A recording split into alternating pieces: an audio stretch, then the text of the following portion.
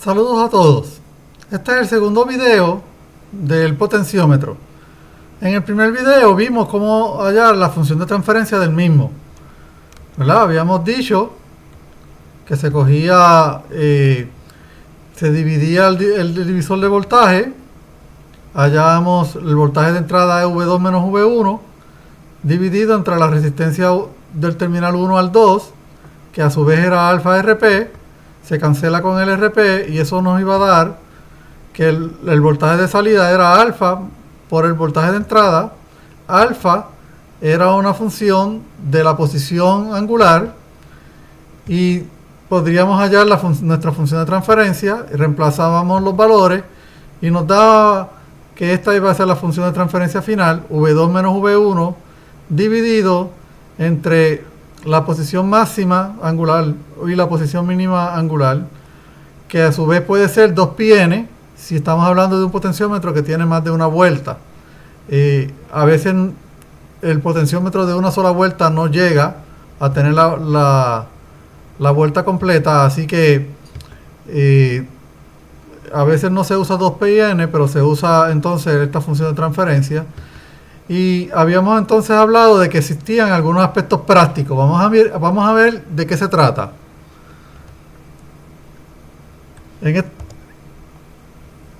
Nos habíamos quedado que esta iba a ser la función de transferencia, pero el primer aspecto práctico que vamos a mirar son los umbrales. Un umbral, ¿verdad?, es el límite, el máximo y el mínimo. Y el que es más obvio es el del voltaje. Aquí tenemos, vamos a mirarlo en un ejemplito, ¿verdad? Tenemos aquí una conexión con los potenciómetros. Este cable está conectado a ground. Y entonces vamos a mirar que estamos aplicando 5 voltios. Le estamos aplicando 5 voltios a los dos extremos del potenciómetro. Y vamos a medir uno de ellos en el terminal número 2. Fíjense que en este momento estamos en uno de los extremos. Este potenciómetro está en el extremo en contra de las manecillas del reloj. Le vamos a dar vuelta y en la medida que le vamos a dar vuelta, él se va a ajustar. Él se ajusta, ¿ok? Y cuando lleguemos al límite, aquí no da más vueltas. Fíjense que ya llegamos a 5 voltios. Así que nuestro voltaje de salida, ¿verdad?, está limitado por el V1 y el V2.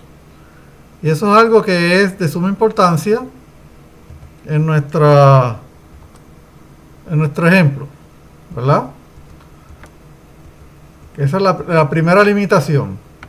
Vamos a verlo de una forma un poquito más teórica, ¿verdad?, con números. ¿Verdad? Tenemos aquí los umbrales y tenemos V1 menos V2. Este es el rango del voltaje V0. Bueno, pero también yo sé que cuando yo multiplico la entrada por la función de transferencia, me va a dar la señal de salida. Así que para yo hallar la posición angular mínima, me basta, ¿verdad? Yo cojo esa posición angular mínima, la multiplico por la función de transferencia y eso me tiene que dar el voltaje V1. ¿Está bien? Así que yo tengo una posición mínima, una posición máxima. Este valor multiplicado por la función de transferencia me tiene que dar el voltaje mínimo. Eso es lo que estamos diciendo ahí. Y del mismo modo, la posición máxima en radianes multiplicada por nuestra función de transferencia me tiene que dar V2. Y esas dos ecuaciones yo las puedo utilizar para despejar para la Z mínima y para la Z máxima. Y de esa manera, fíjense que esto va a ser una referencia. Si en este caso esto es 0 y 5, el ejemplito que vimos en el experimento, pues aquí va a ser de 0 al número de grados que tenga esta función, ¿verdad?, la posición angular, que es cerca de 300 grados. lo pasamos a radianes y de ahí podemos sacar entonces nuestra función. Bueno, vamos a verlo con números aquí. Supongamos en este ejemplito que tenemos un potenciómetro y sabemos que la manecilla puede girar de 0 grados a 270 grados. Pero en esta ocasión la configuración de los voltajes es como se ilustra aquí. Tenemos nuestra referencia, que es la Tierra, la tenemos entre medio de las dos baterías. Las dos baterías no están conectadas en serie, porque para que estén conectadas en serie tendrían que estar conectadas, estos terminales tendrían que estar conectados de forma exclusiva al mismo nodo. Y aunque están conectados al mismo nodo, no están de forma exclusiva porque hay una conexión a tierra. Pero se ilustra entonces que de aquí, de la conexión a tierra hasta acá, hay 6 voltios, sale por el cable rojo y coloco 6 voltios en un extremo del potenciómetro. Del mismo modo, acá tengo del nodo de referencia bajo 6 voltios y por el cable negro aparece el negativo 6 voltios y esos son los negativos 6 voltios que ilustramos aquí. El potenciómetro es de 10 kilo ohmios, ¿ok? Y entonces ahora sabemos que este Z va desde 0 a 270 y queremos hallar nuestra función de transferencia. Vamos a ver cómo lo hacemos. Para hacerlo, vamos a cerrar nuestro video, ¿ok? Y vamos a abrir el pequeño ejemplo en una libreta para entonces poderlo trabajar. El ejemplo tal y como se ilustra. Venimos acá, vamos a bajarlo un poco, ya lo explicamos, sabemos lo que queremos. Entonces sabemos que nuestro V0 es igual, se tardó un poquito ahí en salir el V0, pero finalmente salió. V0 de S es igual a la diferencia entre 6 voltios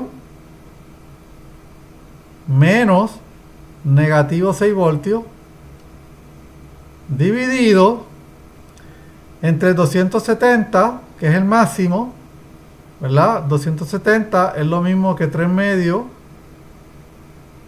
pi menos 0, ¿verdad? Que es la multiplicado por el Z de S. Esta razón de Z de S dividido entre los radianes que tenemos aquí me va a dar el alfa, y entonces ahora eso es igual a 12 voltios dividido entre 3pi, el 0, ¿verdad? No lo cuento, multiplicado por 2, multiplico por 2 arriba abajo para cancelar el medio. Este 3 cancela con el 12 voltios y eso me va a dar 4 por 2 me da 8. Así que ahora tenemos que la función de transferencia de V de S de Z de S es igual a 8 voltios entre pi radianes. ¿Ok? Tiene unidades, la función de transferencia tiene unidades, pero no hemos acabado. Vamos a ilustrarlo entonces como lo teníamos. Nuestro voltaje, ¿verdad? Vamos a tener nuestra función de transferencia y sabemos, vamos a intentar hacerlo un poquito más derecho, vamos a ayudarnos con la guía. Sabemos entonces que nuestra función de transferencia es igual a 8 sobre pi, perdón, voltios sobre radianes. Y entonces ahora vamos a tener que nuestro voltaje va desde negativo 6 voltios, este es el V0, hasta 6 voltios. Eso significa que en este potenciómetro, ¿ok?, vamos a tener que si yo multiplico el mínimo, ¿verdad? Vamos a poner Z mínimo, Z de S, Z máximo, ¿está bien? Si yo multiplico z mínimo por la función de transferencia, voy a obtener 8 pi, los radianes se van a cancelar, z mínimo me va a dar igual a negativo 6. Esto a su vez, despejando, me va a dar que z mínimo, vamos a ponerlo completo, va a ser igual a 6 octavos, que eso es lo mismo que 3 cuartos, negativo 3 cuartos de pi. ¿Ok? Y esto va a estar al lado en radianes. ¿Está bien? Porque los voltios de las unidades se van a cancelar. Estos son voltios radianes. Los voltios radianes, los radianes quedan arriba y salen las unidades y los voltios se cancelan. Entonces ahora tenemos que Z máximo, del mismo modo, ¿verdad? Va a ser pi por 8 multiplicado por 6. Esto va a estar dado en radianes. Y esto es lo mismo que 3 cuartos pi radianes. Pero espérense un momento. El ejercicio ya me decía que el rango del ángulo era de 0 a 270 grados. ¿Está bien? Y negativo 3 cuartos pi no es 0. Y 3 cuartos pi tampoco es el pi medio. ¿Verdad? El que necesitamos. El 3 medios pi. Así que algo tenemos que hacer aquí. Para eso, entonces, vamos a pasar a la próxima página. Vamos a tener entonces que arreglar de alguna forma. Voy a tener mi función de transferencia, que es igual a 8 sobre pi. Esto es voltios sobre radianes. ¿Está bien? Ahí están las unidades. ¿Está bien? Y aquí ahora me aparece el voltaje tal y como lo teníamos, de negativo 6 voltios. Este es mi V0 a 6 voltios. Y acá sabemos que vamos de 3 cuartos pi positivo, de negativo 3 cuartos pi. Así que yo lo que voy a hacer es que voy a sumarle un valor a lo que es mi z real. ¿Ok? Porque yo sé que aquí tengo que entrar 3 medios pi y aquí va a ser 0. Esto es lo que me fue dado. Así que ahora, ¿qué número yo le voy a poner aquí? Pues sencillo, voy a restarle 3 cuartos pi. Y ahora cuando yo resto 0 menos 3 cuartos pi, ¿verdad? Esto está dado en radianes por si acaso. Esto está dado en radianes.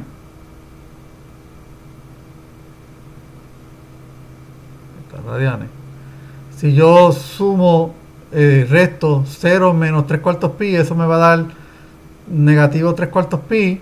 Y si yo le resto a 3 medios 3 cuartos pi, me va a dar positivo 3 cuartos pi, que es precisamente lo que teníamos acá. El rango de operación del Z mínimo Z máximo que necesita el potenciómetro para que sea compatible, ¿verdad?, con la salida. Esa es una manera de hacerlo. Esta es la manera que yo prefiero porque mantiene la restricción, ¿verdad?, de los límites de los voltajes y mantiene la restricción de los límites de la posición angular.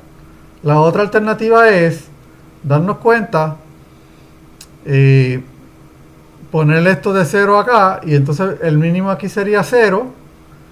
Y cuando multiplico 3 medios pi, el pi se cancela, quedaría 3 por 4, me daría 12.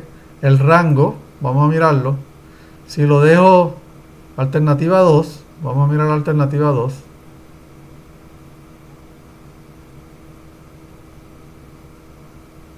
Tengo el rango de 0 hasta 3 medios pi radianes.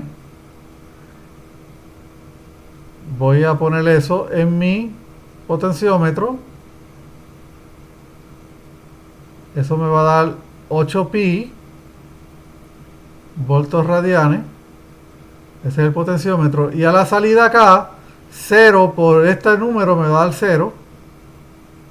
Esto me va a dar el voltaje del potenciómetro. Y 3 medios pi, cancela el pi, me van a quedar 12 voltios. Este es el voltaje del potenciómetro. Y entonces a ese voltaje, ahora yo le voy a restar 6 voltios. Y aquí voy a obtener mi V0, que va a ir desde 6 voltios hasta negativo 6 voltios. Fíjense que mi función de transferencia la sacamos como ya habíamos aprendido, pero ahora tuvimos que añadir un sumador para hacer compatibles las señales. Y ese es el primer aspecto práctico que debemos tener en cuenta. Nuestras señales deben mantenerse dentro de lo que es dado por el ejercicio, ¿verdad? En términos de los umbrales.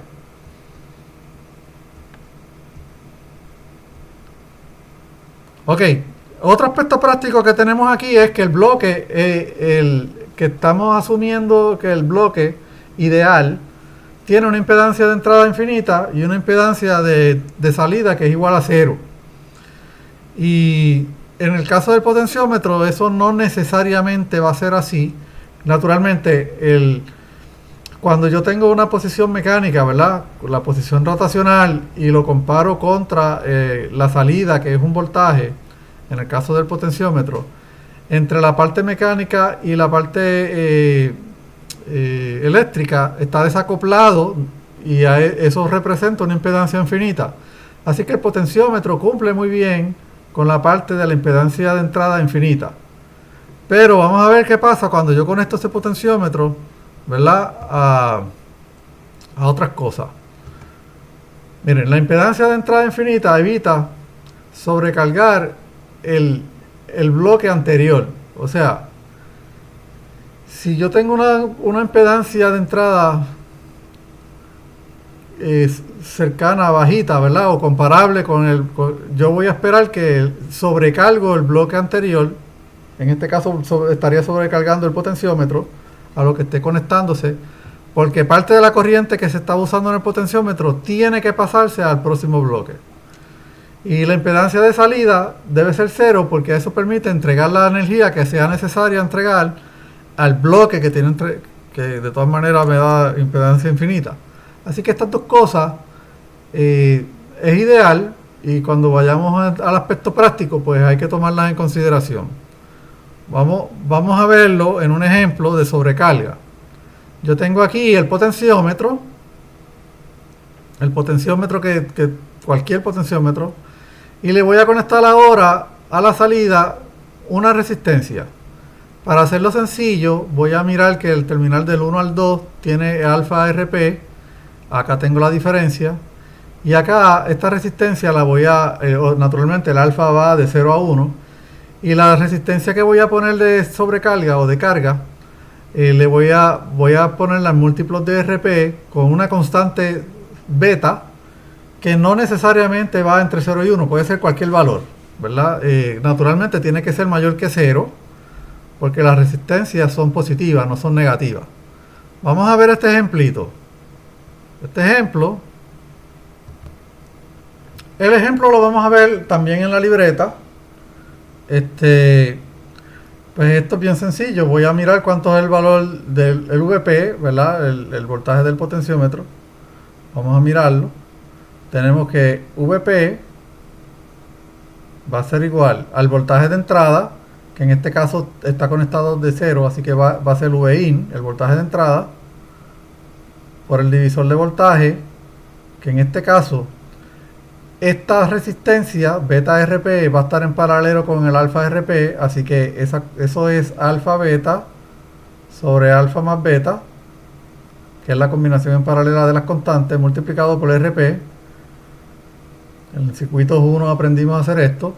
Y entonces eso va a estar dividido entre el total de la resistencia, que en este caso no es RP, vamos a dividir, va a ser 1 más alfa menos alfa,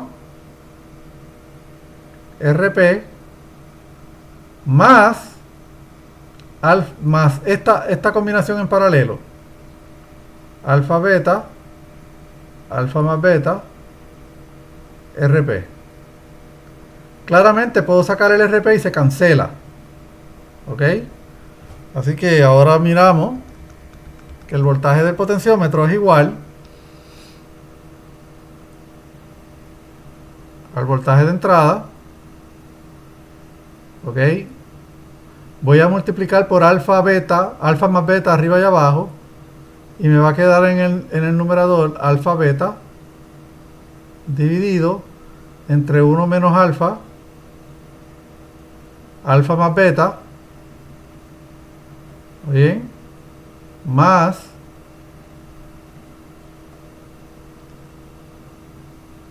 alfa beta. ¿Está bien? Fíjese que en el límite que beta es infinito, en el límite cuando beta es infinito, VP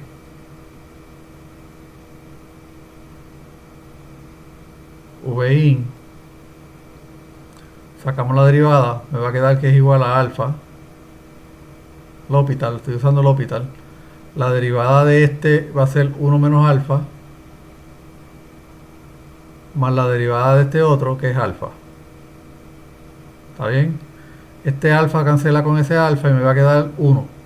Así que esto es igual a alfa Vin, que es lo que se supone que yo halle cuando tengo un potenciómetro sin ninguna conexión, ¿verdad? Es como si esto fuera un circuito abierto, si la beta fuera infinito. Pero en la medida que esa beta empieza a verse más pequeña, pues eso va a causar una sobrecarga, ¿verdad? Y el valor del voltaje me va a variar, me va a cambiar. ¿Está bien? Vamos a usar en particular un quinto. O sea, si beta fuese igual a un quinto, y escogí un quinto porque es un valor que nos va a dar algo especial. Vamos a ver, tenemos el voltaje VP. O sea, en este caso, entonces voy a obtener que el voltaje del potenciómetro, la salida del voltaje del potenciómetro va a ser Vin de un quinto de alfa, de lo que sea las vueltas alfa, ¿verdad? Dividido entre 1 menos alfa, 4 alfa más un quinto menos alfa sobre 5. Multiplicamos por 5 arriba y abajo, eso me va a dar alfa Vin. ¿Está bien? Me va a quedar 5, 1 menos alfa, 5 alfa, menos, más 1, perdóname, más 1, menos alfa. ¿Está bien? Y podemos seguir haciendo un poco más de matemática. Ok, tenemos VP sería igual a alfa Vin sobre, vamos a multiplicar ahora estos valores. Tenemos que esto es 5, tenemos 5 alfa más 1, ¿bien? Que es cuando multiplico por 1, menos 5 alfa al cuadrado menos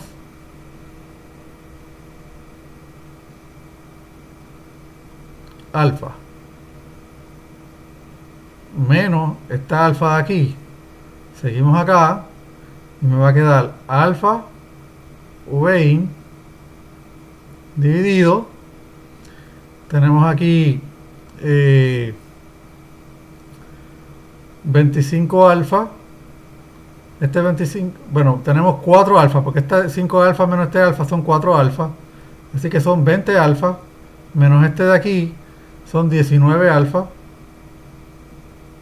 menos 25 alfa al cuadrado, más 5. Esto que está acá aproxima una curva logarítmica.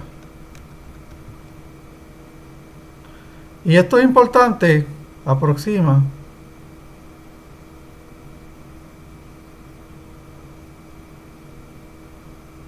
una curva logarítmica. Está bien, realmente no es logarítmica, ¿verdad? Es hiperbólica, pero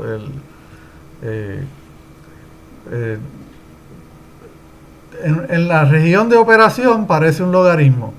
Estas resistencias, cuando beta son iguales a un quinto, esas resistencias vienen comerciales y se conocen perdónenme, esos potenciómetros vienen comerciales y se conocen como potenciómetros logarítmicos. Y los potenciómetros logarítmicos tienen su uso en la música porque nuestros oídos detectan el volumen a base de logaritmos.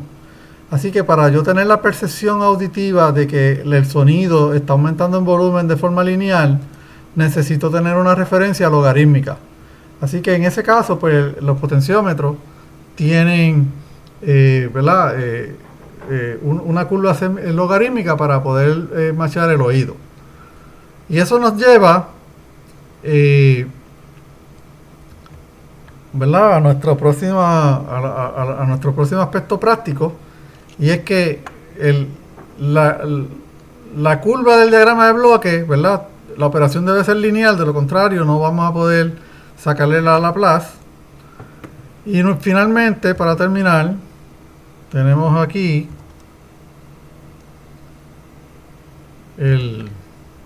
esperar que suba, ahí está subiendo, que la energía que soporta el potenciómetro es una energía finita. Eso es, los potenciómetros se queman. Si usted le pone mucha energía, se van a quemar. Y el comportamiento deja de ser lineal en el momento que se queman, porque pierden continuidad o pierden contacto con el wiper, pierde contacto con el potenciómetro. Vamos a mirar, ¿verdad? Un ejemplito de este caso. En este último video. En este último video vamos a ver un potenciómetro que está dañado, ¿verdad? Lo marqué que está dañado. Vamos a ver por qué está dañado. Yo empiezo a darle vueltas a este potenciómetro en términos de referencia y quiero bajarlo, quiero llegar a 0. Esto es un potenciómetro de 1K. Se le aplicó una corriente muy alta. Y lo que sucedió fue que el plástico se derritió y cayó encima del material resistivo. Y ahora cuando el wiper pasa por encima de esa parte, vamos a notar que el potenciómetro, a pesar de que está dando vuelta, se queda en el mismo valor. Y si yo sigo insistiendo para bajar, vamos a notar que llega el momento en que la resistencia se va a infinito porque llega al plástico. Ahí va. En este momento el wiper está encima del residuo de plástico que cayó.